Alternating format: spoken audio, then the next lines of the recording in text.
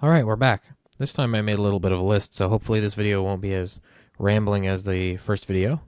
Got a little checklist here of all the stuff I want to talk about. I'm going to start off by, you're probably familiar with this screen. This is our very simple song that we built in the last video.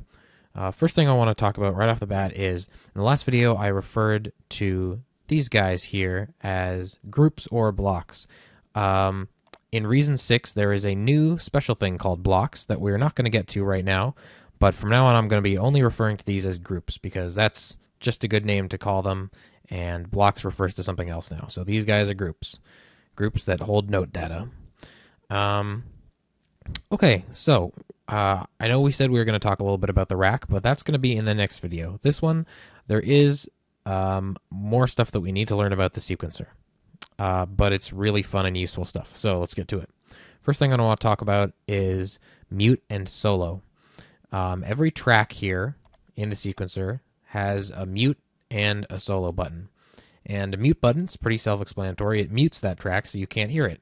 So if we were to hit M on the piano and then hit space to play, you'll see we're not hearing the piano because it's muted. So that's pretty easy to follow. You can mute lots of stuff at the same time. And the solo does the opposite. It solos that track, meaning it automatically mutes the other tracks. So if we hit solo here, you can see it's muted the other two tracks. Now, solo takes precedence over mute, which means, let's say we're just regular now, and I mute a drum track, and I mute the piano track. I can still now solo the drum track, and it's just going to forget about what, it's for now. It's going to forget what I had muted. It's just going to go, oh, he just wants the drum track.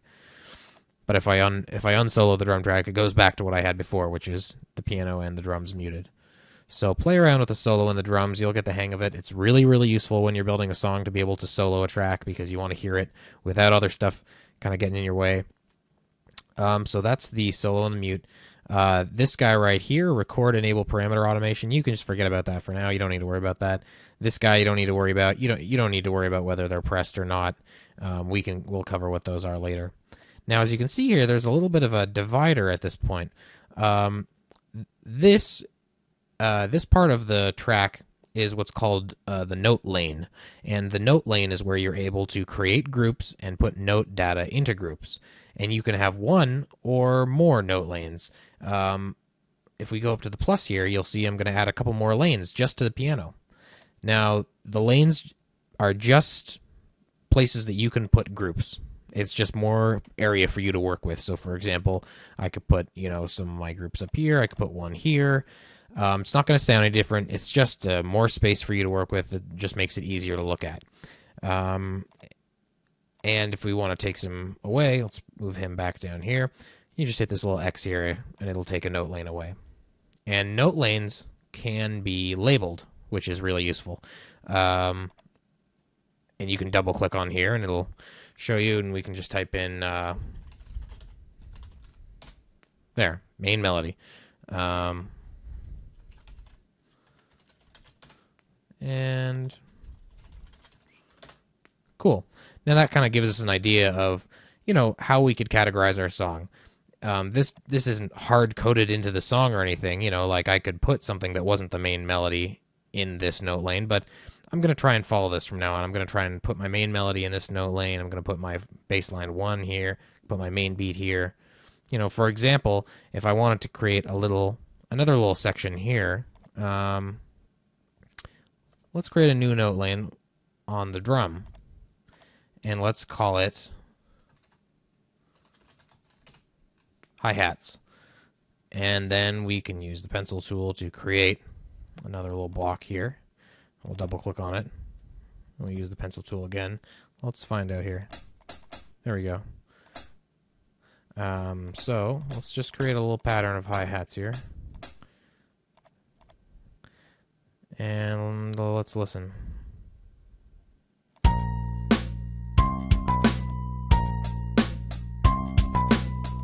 All right, cool. So, you know, I could put this down here and I could put this up here and whatever. And obviously there's no hi-hats in this lane anymore, but I'm just going to keep it there because this will kind of help me to remember, okay, if I'm really zoomed out and I can't really see what's in the group here, I can just know, okay, that's my hi-hat lane. And maybe at some point I want to individually mute just that lane, you know, to hear this part without the hi-hats. So that's why lanes are useful, because, you know, just to compartmentalize your song. Because when you're dealing with, when you're making digital music, really, computers are so powerful these days that the sky is the limit. And you can have hundreds of different tracks of all sorts of crazy instruments put together. And really, what it comes down to after a while is just managing the complexity of your song. And that's why all these tools are really important, because once you start creating really complex songs, you have to manage that complexity. Otherwise, you start getting lost. Like, where am I? What am I doing? Oh, God. And, you know, it starts getting out of control. So, yeah. So note lanes are a really cool thing. Now, as you can see, there's these little kind of it looks like there's kind of grip. It looks like braille or kind of these little grippy things here. And that's because you can move note lanes around. So, for example, I can put the hi-hat underneath the main beat. And as you can see, it's swapping around these note lanes on the sequencer. I can move around the tracks, too. So, for example, I could put the drum on the very top like that, or I could bring it down back to the bottom. And you can move individual note lanes between tracks. So, for example, let's move these over here just so we get a better view of it. We can move this bass line 1 note lane over to the piano. See, we can move it there. And now these groups are going to be played by the piano instrument. Yeah, let's move that back. And that's kind of, that's essentially the same thing as just moving this guy up here. But that's another useful feature. All right, let me check my little list here. Okay, cool. So we've gone over mute and solo. Oh, another thing for managing complexity, another great feature is the coloring. And we've already gone over a little bit how to color groups. You just right-click on them, go down to color, color them whenever you want. The way I like to color them is if a group is the same as another group, I usually leave it the same color. But, for example, if we had 3 of these same in the row, and then we had one more after it, and I had went into it and I changed it so that it had a little extra note at the end there, then I might color that something differently, just to let myself know, oh, okay, that's the 4th one at the end of the measure. I can see that from far away now. And when you're using the pencil tool to create new groups, you can see that they're created in different colors, and that's because the default color for this track is shown over here. You can see there's like this cream color, down here is like this blue, and then there's this kind of like a orangey beige, orangey brown kind of a thing down here. And you can change the track color by right-clicking on the track and going down to track color. That's not going to change all the groups that are already made. It'll change the color here, and it'll change what the default color of groups being created is. So anyways, just wanted to give you a little heads up about that. Let's take these guys over here. Oh, no. Let's bring... Okay.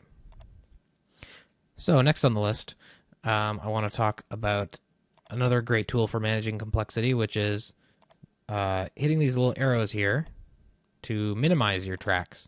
And that just kind of gets them out of the way visually, so you don't have to really look at them anymore. If you're an Apple user, you'll know from using the Finder a lot, browsing folders, that these little triangles mean, minimize something or open it up. So that's another great feature. I would like also to note that you can rename your tracks themselves. The reason why these were named piano, bass, and drums is because I named them that before I started the video. They weren't named anything really before that. So, get used to putting down some names that you recognize for your tracks. Not so much important for your note lanes, but, you can still do that. I'm going to get rid of this top note lane because we don't have anything in it, so I'll just hit this little X here. All right, now, next on the list is vertical zoom. Down here, you've got these same little zoom buttons that we saw over here on the horizontal zoom control area. And these guys are really useful. We don't really need them this big, but when you're working with a couple tracks, I don't know, maybe you want them this big. When you got a ton of tracks, like in a really complex song, you're gonna, if you keep it this big, you're gonna be scrolling forever up and down to look at all your tracks. So then you can zoom out like this, and you can make them pretty thin, and then you can fit a ton of tracks in there. And then this here is just kind of like a little viewer, which you'll be able to use to scroll up and down, and it gives you a little mini version of each device here, just to kind of let you know what's going on. It's kind of like your mini map. If you guys ever play StarCraft or any RTS, you'll know it's like your little mini map, and that's useful. All right, next up is snapping. Oh yeah, let's talk about snapping. As you can see, the playhead here, when I'm moving it around, is snapping to each bar. When you play it, it goes obviously in between each bar. It has to play every single thing it comes across. But when I'm moving it around, it snaps to each bar. And let's say I wanted to copy this orange guy over here.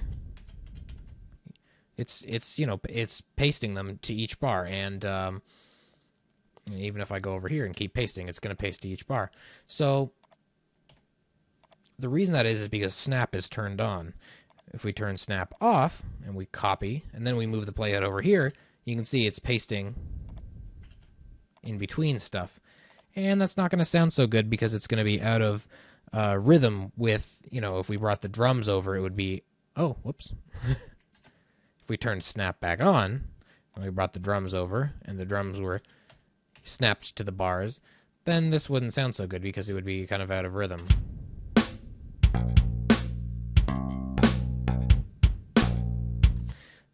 So snapping is, really useful, especially in electronic music.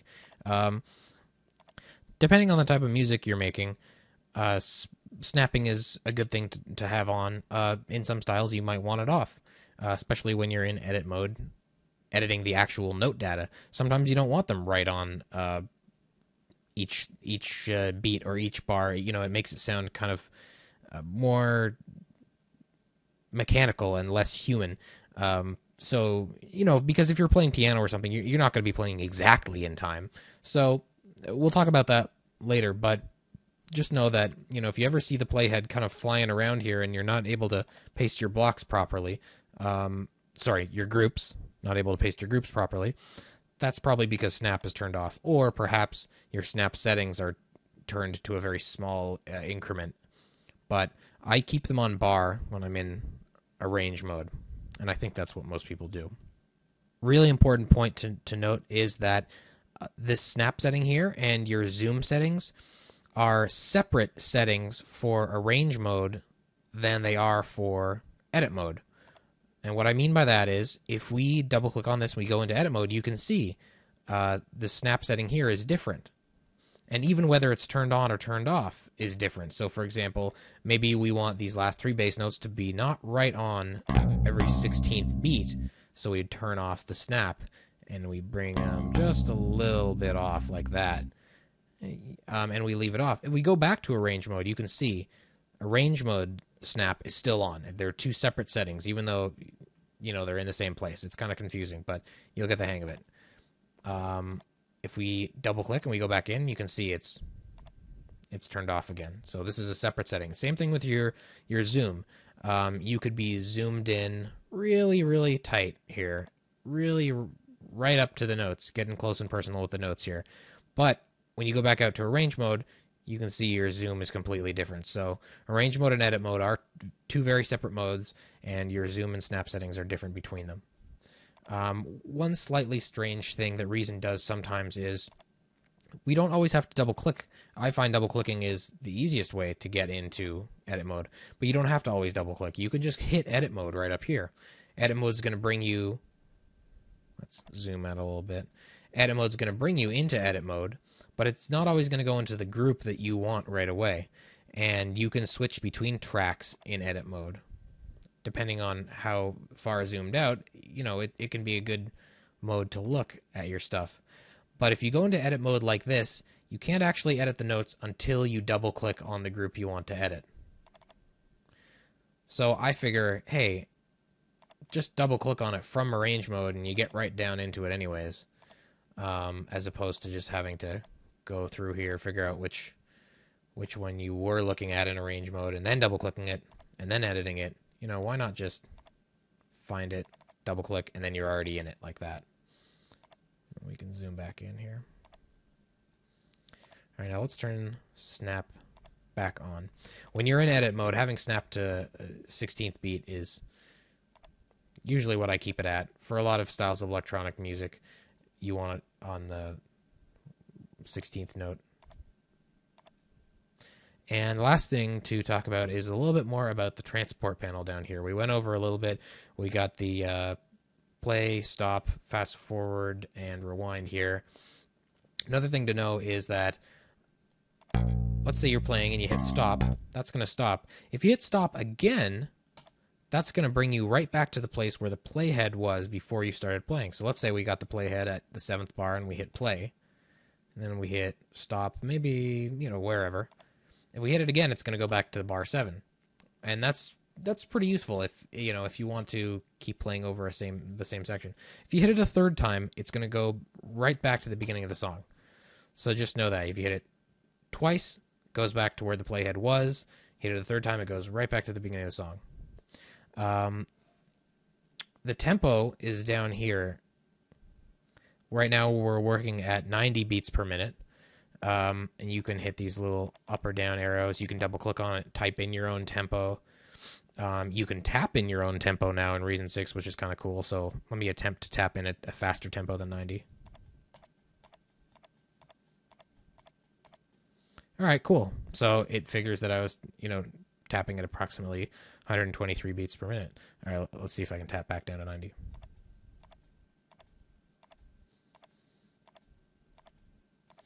Huh. All right, 85, close enough. I don't have very good rhythm. Let's see, what else do we need to cover in this video? Oh, the tools. Let's talk about the tools for a minute. So up here, we've got a number of different tools. The pencil tool is used to draw stuff. It's used to draw notes if you're in edit mode. The selection tool here is used whether you're in edit or arrange mode to select stuff, move it around. The erase tool, I think, is just kind of superfluous because it's just so much easier to select something and hit the delete key. You don't need to click over here to get the erase tool to erase stuff. It's just, but you can, I don't know. Basically, finding your own workflow is the most important thing, and my workflow probably differs from a lot of other people. The next tool up is the mute tool, which is, I think, another kind of superfluous tool. In managing complexity, you need a lot of different ways to do one thing. And other than just straight up muting a track or muting a note lane, you can also mute individual groups by using the mute tool and just clicking on them like this. And for example, if we hit play, we got the piano here, but we do not have the piano here because that group is muted. But I find it so much easier just to select the group you want and just hit M on the keyboard. You know, if you get your workflow down really well, you're going to be using a lot of shortcuts on the keyboard, and your hand's going to be there already. So, you know, you just grab some stuff, hit M, grab some other stuff, hit M, grab it all, hit M. You know, you don't need to change over to this tool here. This little magnify tool is great. I don't ever use it, but I'm sure it's great for some people. You can use it to zoom into a specific place in the sequencer, but I just prefer to use the bottom controls here and the side controls here. I don't really ever touch the side controls that much, but the bottom control I use a lot. Let's see, what else? This hand tool here is kind of cool. I don't really use it, but I've seen some people get some good use out of it. It's just kind of like dragging around. Makes you kind of feel like you're on an iPad or something. I bet if they port Reason to iPad, the hand tool will be like the default method as opposed to the selection tool. And let's see, what else? Oh, okay, one last point about the looping points. So we already know that we can drag the looping points around. We can use Control click and Alt click to set left and right respectively. But let's just go over the last little bit of functionality down on the transport panel. Clicking L or R down here will bring the playhead to the left or right looping point, as you can see. And here we can manually set where the left or right locator of looping points is. We can double click on it and it'll let us, edit it with actual numbers, or we can just use the up and down arrow. So as you can see, I'm moving the left one around and moving the right one around a little bit. But really, I think most of the time, Control and Alt click is what you're going to be using. Okay, cool. Now, next time we will actually talk about the rack and make this song a little bit more interesting.